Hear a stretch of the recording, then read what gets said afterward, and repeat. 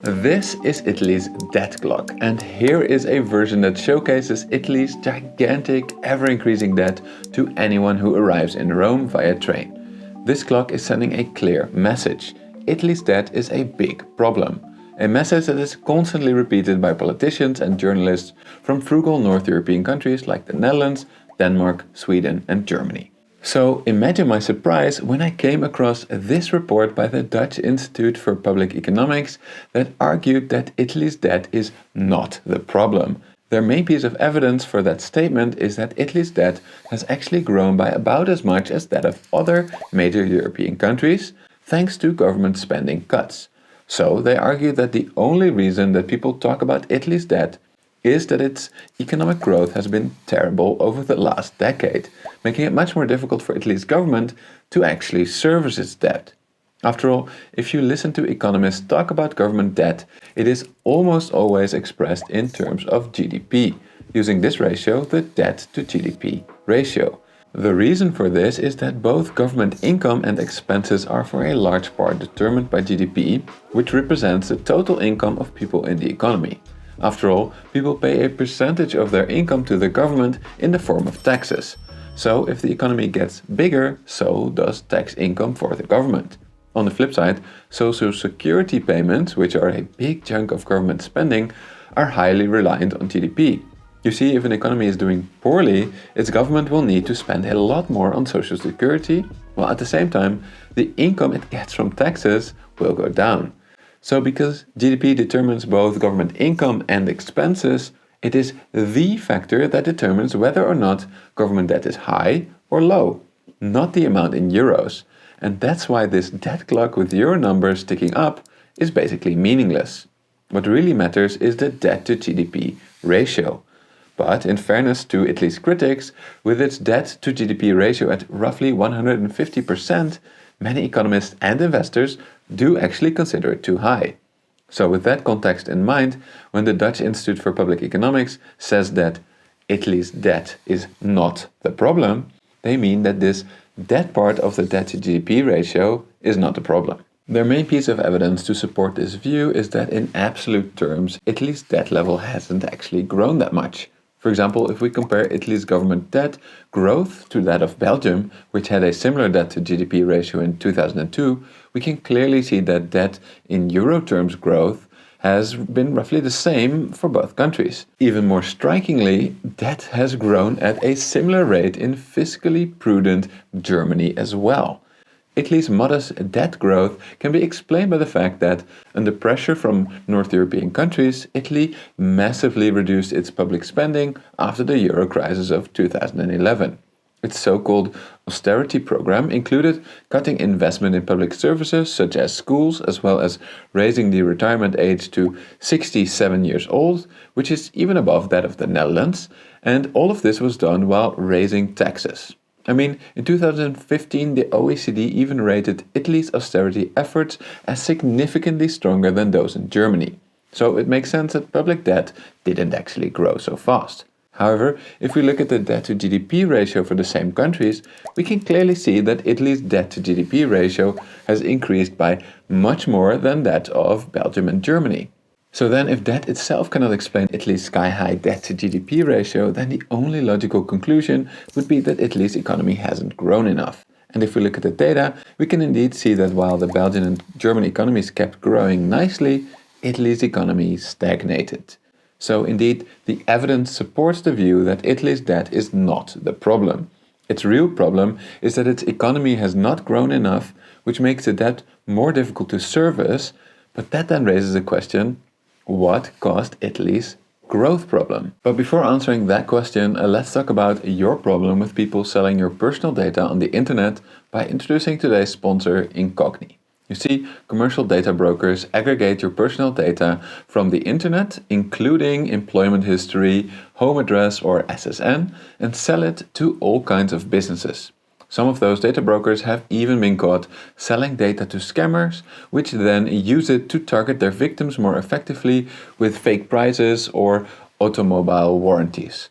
What's worse, those data brokers have also been hacked before themselves, placing your personal information in the hand of criminals that use this information to steal identities and have even used these to take loans in the name of other people. And while you have the right to request data brokers to delete your data, this is so complicated that it would take ages to do it manually.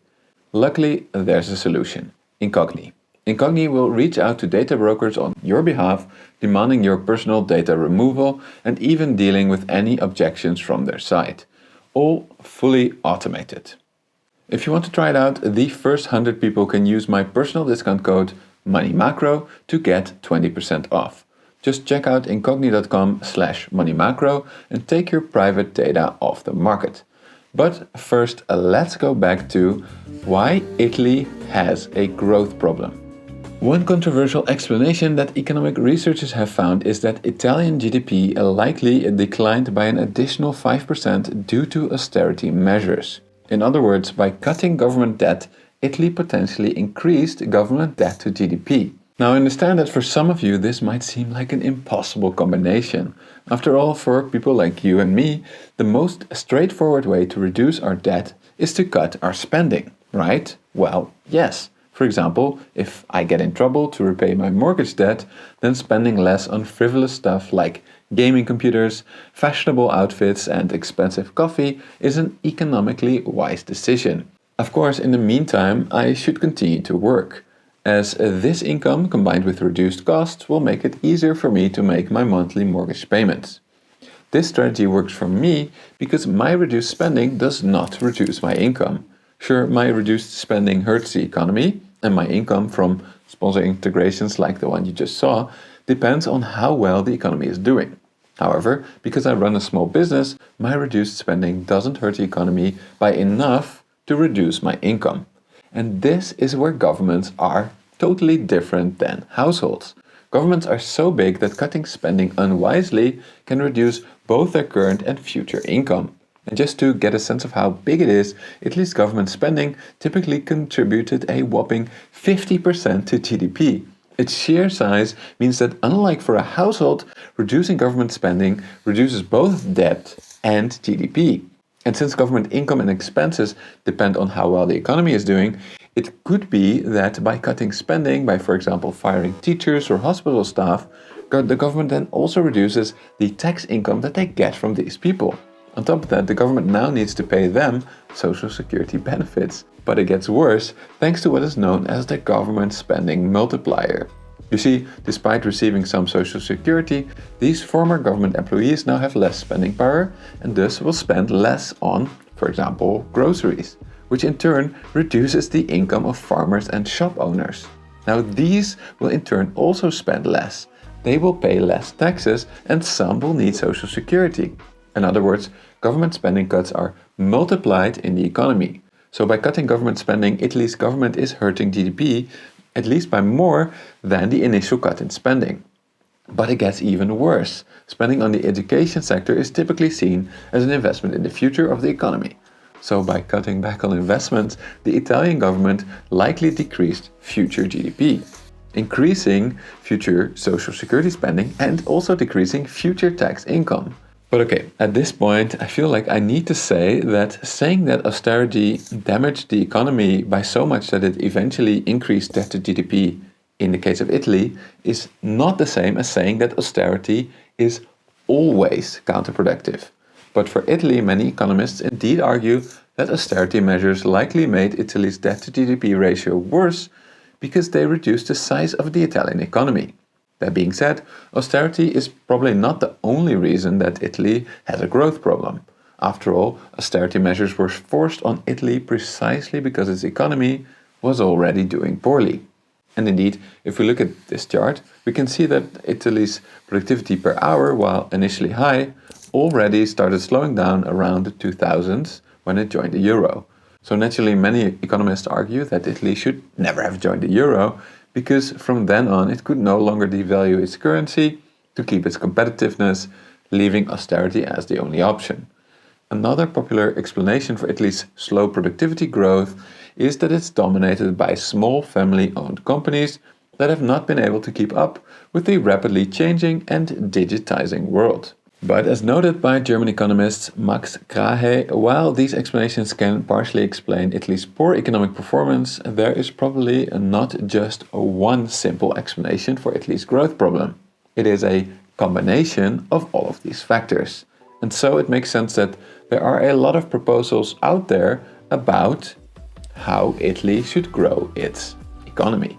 For example, in this study that I've linked in the description of this video, German economist Max Krahe suggests that the Italian government needs to increase the administration efficiency. What's more, he suggests that implementing industrial policy in Italy's lagging south can contribute to an overall growing economy. Finally, he suggests that, even though this might temporarily increase debt to GDP, investment in education, healthcare, railroads and digital infrastructure are needed to reduce Italy's debt to GDP in the future. And this is where the report that I talked about at the beginning of this video by the Dutch Institute for Public Economics, and that I've also linked in the description of this video, argues where the EU can help. After all, because Italian borrowing costs are relatively high right now, the EU could play a big role in precisely these kinds of pro-growth investments. But what do you think? Should Italy's government reform more, possibly with the help of the EU? Or is the country a lost cause? And more importantly, do you agree that Italy's debt problem is indeed actually a growth problem?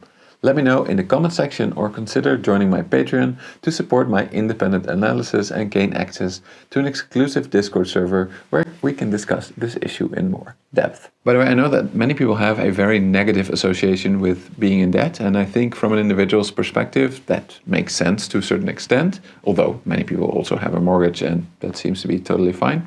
But in our economy, we use debt-based money. And if you want to know a little bit about how we got there, how that evolved throughout the history, partially, developed in Italy, check out this video over here.